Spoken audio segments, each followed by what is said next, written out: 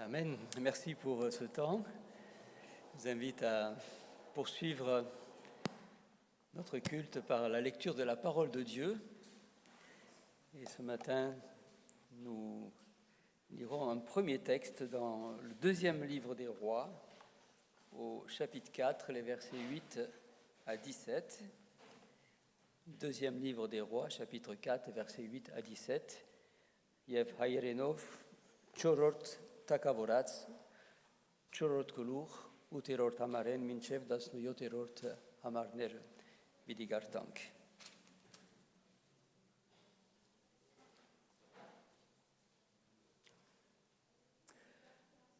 Un jour, Élisée passait par Sunem. Il y avait là une femme de distinction qui le pressa d'accepter à manger. Et toutes les fois qu'il passait, il se rendait chez elle pour manger. Elle dit à son mari, « Voici, je sais que cet homme qui passe toujours chez nous est un saint homme de Dieu. Faisons une petite chambre haute avec des murs et mettons-y pour lui un lit, une table, un siège et un chandelier, afin qu'il s'y retire quand il viendra chez nous. » Élisée, étant revenu à Sunem, se retira dans la chambre haute et y coucha. Il dit à Géasi, son serviteur, « Appelle cette Sunamite. » Géasi l'appela, et elle se présenta devant lui. Et Élisée dit à Géasi, « Dis-lui, voici, tu nous as montré tout cet empressement. Que peut-on faire pour toi? Faut-il parler pour toi au roi ou au chef de l'armée? » Elle répondit, « J'habite au milieu de mon peuple. » Et il dit, « Que faire pour elle ?» Géasi répondit, « Mais elle n'a point de fils et son mari est vieux. » Et il dit, « Appelle-la. » Géasi l'appela et elle se présenta à la porte. Élisée lui dit, « À cette même époque, l'année prochaine, tu embrasseras un fils. » Et elle dit, « Non, mon Seigneur, homme de Dieu, ne trompe pas ta servante. » Cette femme devint enceinte et elle enfanta un fils à la même époque, l'année suivante, comme Élisée lui avait dit. Second texte dans l'épître de Paul aux Romains, au chapitre 6, les versets 1 à 4. Romaetis tourt, vetzerort kulur, arachin hamaren, minchev chorort, hamarner bidigartank.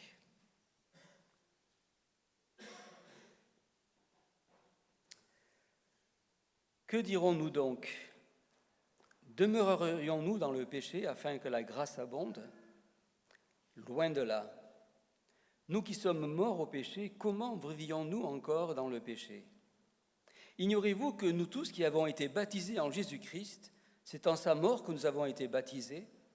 Nous avons donc été ensevelis avec lui par le baptême en sa mort, afin que comme Christ est ressuscité des morts par la gloire de Dieu, le Père, de même aussi nous marchions en nouveauté de vie. Et un dernier texte dans l'Évangile selon Matthieu, au chapitre 10, et versets 37 à 42. Matthäus vedaran, das erort kulur, yeresuniot erort amaren, vinchep karasunie erort amarner bidigartank.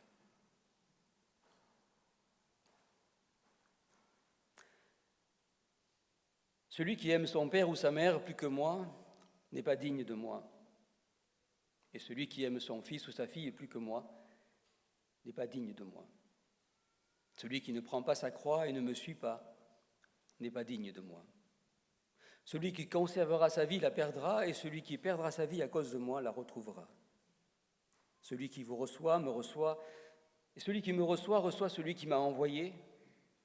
Celui qui reçoit un prophète en qualité de prophète recevra une récompense de prophète, et celui qui reçoit un juste en qualité de juste recevra une récompense de juste. Et quiconque donnera seulement un verre d'eau froide à l'un de ces petits, parce qu'il est mon disciple, je vous le dis en vérité, il ne perdra point sa récompense.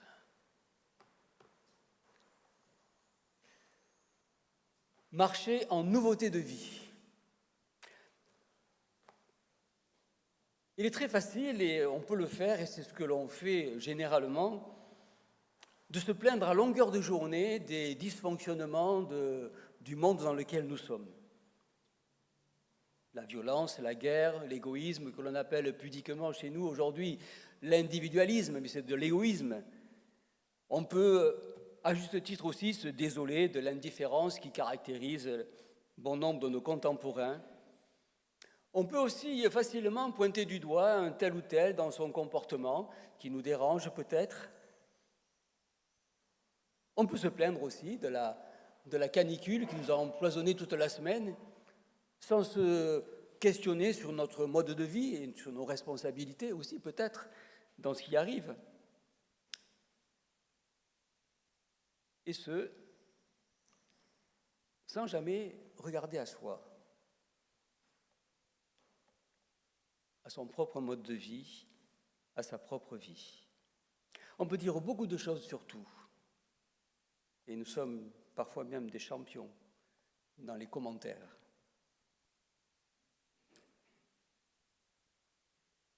Mais a-t-on toujours le courage de regarder nos vies, de nous regarder devant Dieu? Et de nous demander, plutôt que de faire des commentaires sur ce qui se passe dans le monde, de nous demander qu'est-ce que je peux faire? Non pas pour changer le monde, mais qu'est-ce que je peux faire pour changer ce qui peut être changé à mon propre niveau? Qu'est-ce que Dieu attend de moi dans ce monde? Et pourquoi est-ce que je suis dans ce monde? Marcher en nouveauté de vie. Et si c'était cela que le Seigneur voulait nous dire ce matin? Et c'est sur ce thème que je vous invite à méditer. Marcher en nouveauté de vie. Ça veut dire quoi? Qu'est-ce que ça implique dans ma vie? De façon concrète, pas simplement au niveau des idées.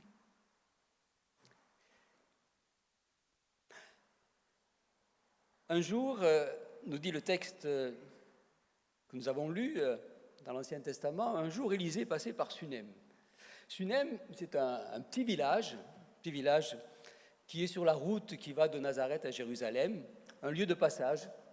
C'est un lieu de passage pour le prophète Élisée, apparemment. Élisée exerçait son ministère à cette époque-là, et il voyageait, bien sûr, comme à cette époque-là, le plus souvent à pied. Et pour aller d'un lieu à l'autre, il faisait des étapes, et il arrivait, il passait par Sunem, et voilà qu'à Sunem, il va se passer quelque chose qui va nous interpeller. Quelque chose qui va se passer grâce à une femme. Grâce à une femme qui, le texte nous dit, une femme de distinction. Certaines traductions disent une femme riche. Quelqu'un de bien.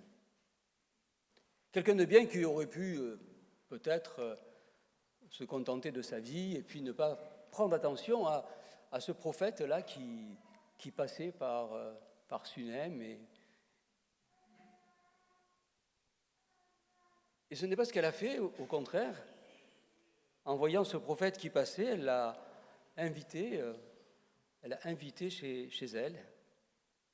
Et puis, au fil du temps, on va se rendre compte que cette femme a de la suite dans les idées. Elle va beaucoup plus loin que le simple fait d'accorder une hospitalité passagère à ce prophète. Au bout d'un certain temps, elle discerne que cet homme-là qui passe sans arrêt chez elle n'est pas un homme comme les autres. C'est un saint homme. Et alors là, elle va voir son mari et elle va aller jusqu'à lui demander de construire une chambre pour ce prophète, pour qu'il puisse se reposer chez elle. C'est ainsi qu'elle entre dans le plan de Dieu.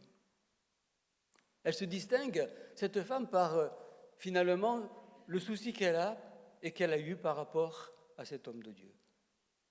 Je pense que À cette époque-là, à Sunem, il devait y avoir aussi d'autres familles, d'autres maisons qui auraient pu accueillir ce prophète, mais elle avait peut-être cette sensibilité spirituelle que les autres n'avaient pas. Et son comportement est exemplaire et débouchera sur une bénédiction. C'est une belle histoire, n'est-ce pas? Vous la connaissez certainement. Mais qu'est-ce que cette histoire veut nous dire aujourd'hui?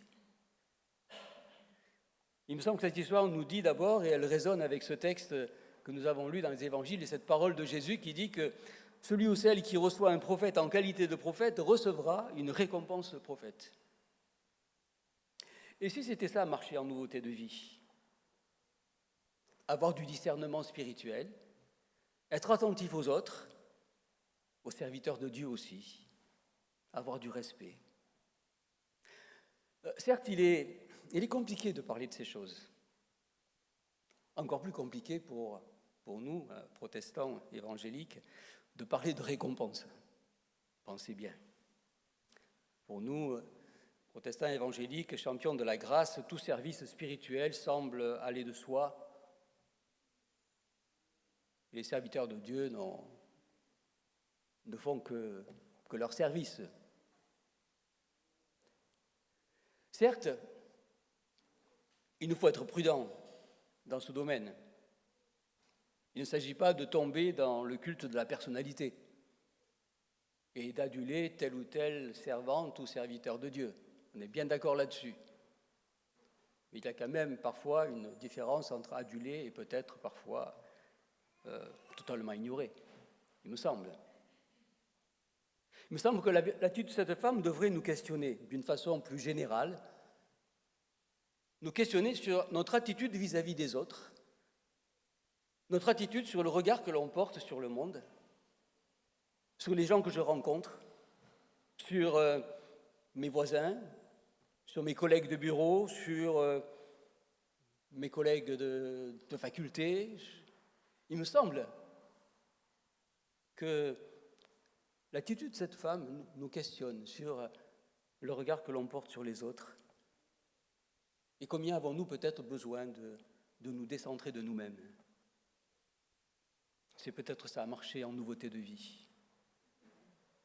Se décentrer de soi pour pouvoir agir, pour pouvoir apporter quelque chose dans ce monde, plutôt que d'en faire des commentaires et de se plaindre.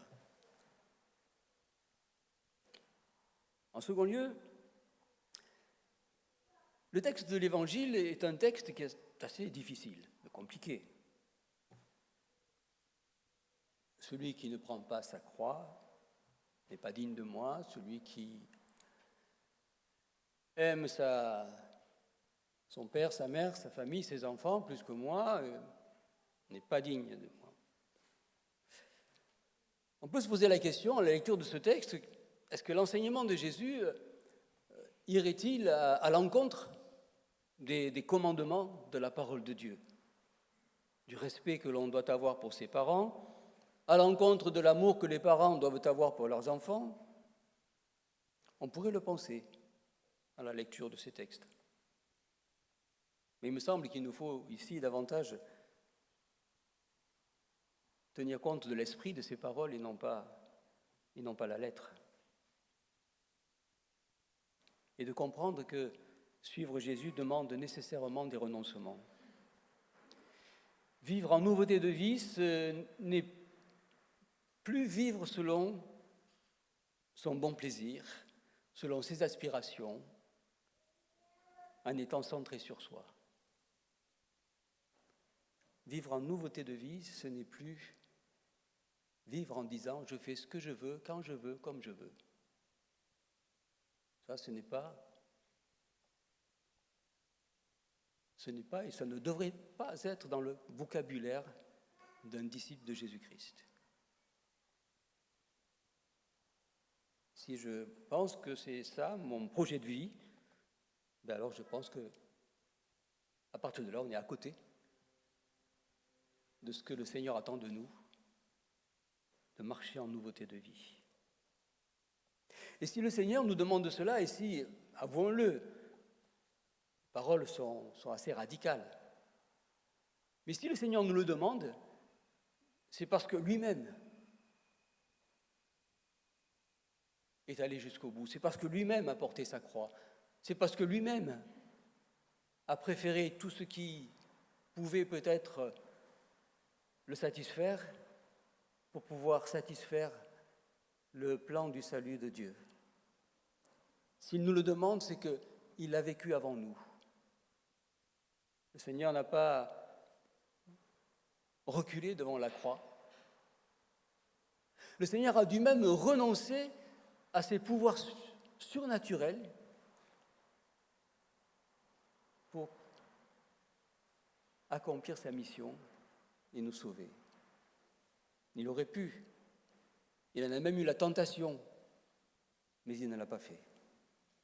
Il n'a pas cherché son intérêt, il n'a pas cherché à se valoriser, il n'a pas cherché une notoriété, il n'a pas cherché l'approbation, la reconnaissance. Il n'a pas cherché tout ceci.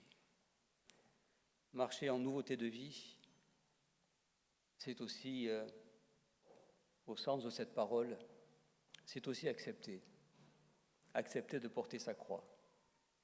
C'est déjà accepter de ne pas faire ce que je veux, quand je veux, comme je veux. Mais c'est aussi accepter que dans ce chemin sur lequel le Seigneur m'invite à marcher, il y a une croix à porter. Il y aura des souffrances, des injustices à supporter, du mépris, du rejet. Tout ceci fait partie de la vie d'un disciple.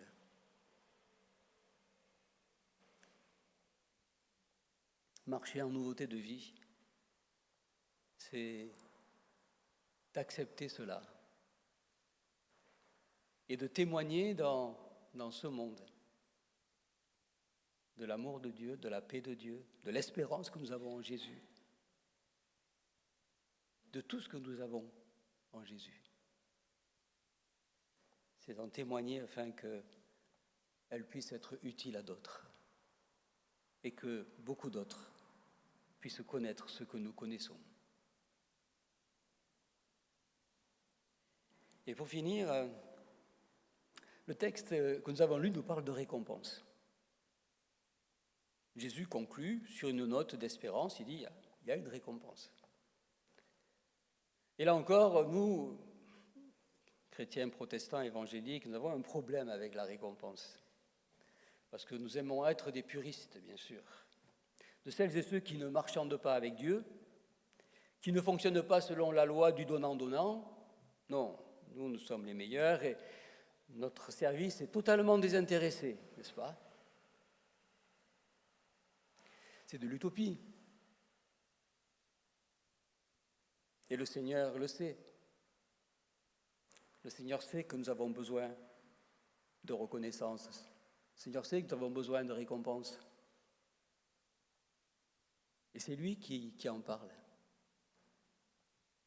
Dans l'Épître aux Hébreux, il est dit que Dieu est le rémunérateur de ceux qui le cherchent. C'est-à-dire que Dieu est là pour nous récompenser aussi. Dieu est un Dieu généreux. Même s'il ne nous donne pas toujours tout ce que nous aimerions recevoir de lui, Dieu sait aussi récompenser ceux qui lui obéissent, qui s'efforcent de marcher en nouveauté de vie, d'être témoins de son amour, de la bonne nouvelle du salut en Jésus. Comme il a su récompenser la femme sunamite avec Élisée, il peut aussi nous récompenser dans cette vie. Et Jésus a clairement évoqué aussi la question des récompenses en distinguant les récompenses que nous pourrions avoir dans ce monde et celles que nous pourrions avoir dans le monde à venir. Ce qui veut dire que nous pouvons espérer de récompenses dans ce monde, mais aussi dans le monde à venir. Sans oublier que la plus grande des récompenses, des grâces que Dieu accorde à tous ceux qui croient en lui, c'est bien sûr le salut, la vie éternelle, l'espérance.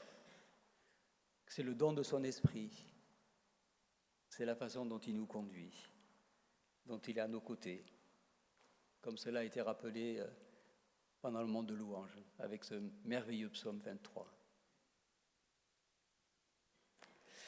Marcher en nouveauté de vie. Il est facile de porter un regard critique sur le monde et se lamenter. Tout le monde sait faire ça. Mais n'oublions pas qu'en tant que chrétiens, nous sommes invités à vivre en nouveauté de vie, à mettre notre marque dans ce monde, par notre engagement et notre service pour Dieu. Que nous soyons attentifs les uns aux autres, n'ayons pas peur des difficultés, des croix à porter, il y en aura, il y en a eu, il y en aura encore certainement, et réjouissons-nous de la générosité de Dieu. Réjouissons-nous de son salut et puis de tout ce qu'il a préparé aussi pour nous dans son royaume. Que Dieu bénisse sa parole. Amen. Milcharunagen Kairenov, nous allons poursuivre en arménien. Je lirai le texte de Matthieu. Pendant ce temps, ceux qui ne comprennent pas l'arménien, vous pouvez continuer à méditer sur ce texte de Matthieu qui est un texte important. Իդիգարտանք Մատթեոսի ավետարան 10-րդ գլուխ 37-րդ համարեն։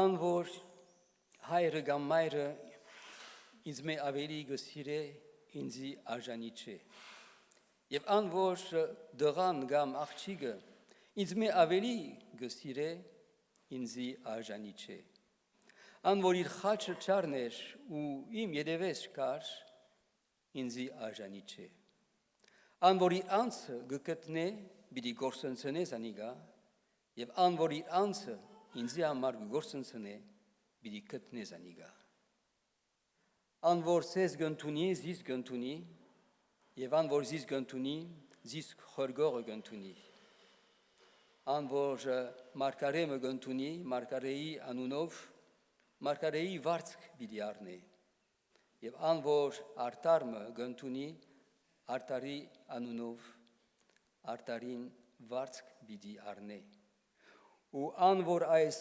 բզդիկներեն մեգուն միայն կավատ մը բախչուր խմսնե աշակերտի անունով ճշմարիտ գսեմ ցեզի փնավ իր վարձքը պիտի չգործընծնե։ Ան որ իր խաչը չառներ։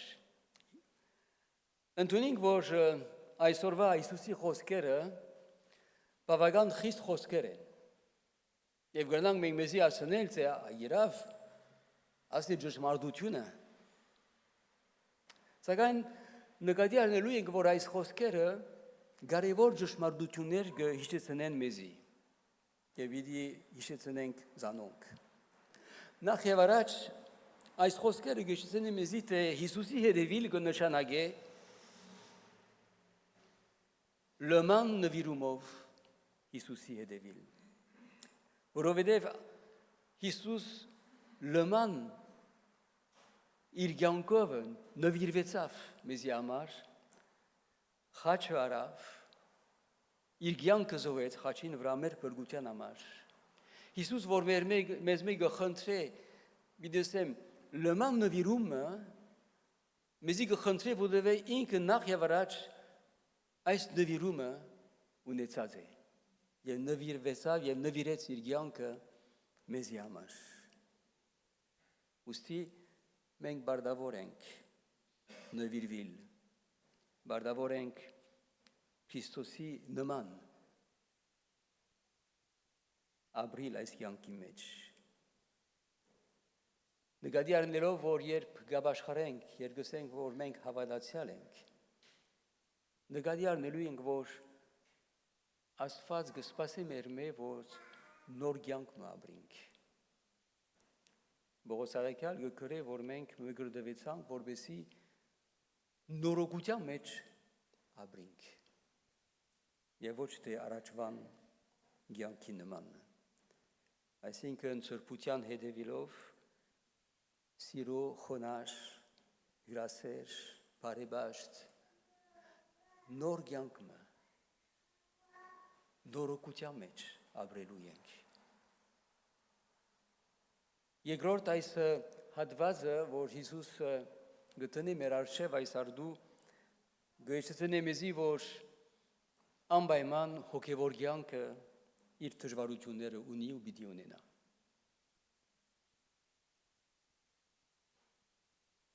Ով որ իր խաչը չվերցնե։ Այս կյանքի մեջ, եթե ուզենք Հիսուսի հետևել, եթե ուզենք հավատարիմ մնալ, անպայման նեղություններ պիտի ունենանք Հիսուսը ասավ, ինչու համար, որովհետև Հիսուս գիտե, որ թշնամի մը գա այս աշխարհի մեջ, եւ այս թշնամին ամեն ինչ կնե մեզ խանգարելու համար, մեզ գցնելու համար, որ չլա թե ապրենք այս նոր կյանքը, որ հուսահատենք, որ ցկենք, որ սկսենք ասել նայ ուրիշներ ինչպես կապրին, ինչու ես անոնց պես պիտի չապրիմ։ Նայ այս հավատացյալը ինչպես կապրի, ինչու ես իբր հավատացյալ չեմ գորնար այդպես ապրին։ Դեռ դա որ մենք հասկանանք, որ Հիսուսի հետևել կնշանակի բայկարիլ նեղություններուն դեմ, բայկարիլ աղոթքի մեջ։ Եվ երրորդ այս հատվածը նաև Հիսուս կեզրակացնե իր խոսքը խոստում մտալով մեզի եւ ոնց կխոսի վարձքի մասին գսե որ ինչ որ մեզ մեկը խնդրե ինչ որ մենք հրավիրված ենք գդարել այս աշխարհի մեջ գսե անպայման իր վարձքը պիտի առնե նույնիսկ գսե կավատը բախչուր որ մեգումը պիտի դանք իր անունովը իր վարձքը պիտի առնի ըլա այս աշխարհի մեջ ըլա քալու աշխարհի մեջ հաբա անպայման իր վարձքը պիտի առնի դեռ դա որ մենք ապրենք այս նոր կյանքը եւ մենք բզի չբավականանանք մեր հոգեվոր կյանքով հաբա աղոթենք խնդրենք աշխատենք որպեսզի օր ալավելի նվիրվենք եւ ալավելի մեր բաժինը բերենք այս աշխարհի մեջ Աստծո սերը, Աստծո խաղաղությունը որպեսզի գուցե աշխարհը պիտի չփոխվի, աշխարհը պիտի չփոխենք, սակայն պիտի փոխենք ուր որ մենք կգտնվենք եւ ասե որ Աստված կխնդրի մեզ ոչ թե աշխարհը փոխել, ապա փոխել մեր շրջանակը դերը իր հոգիով լցնի մեզ եւ իր ուժը դա մեզի որպեսի գարենանք ապրիլ այս կյանքը որ ինքը կպապակի որ ապրենք Amen. Je vous invite à rester dans un temps de recueillement maintenant.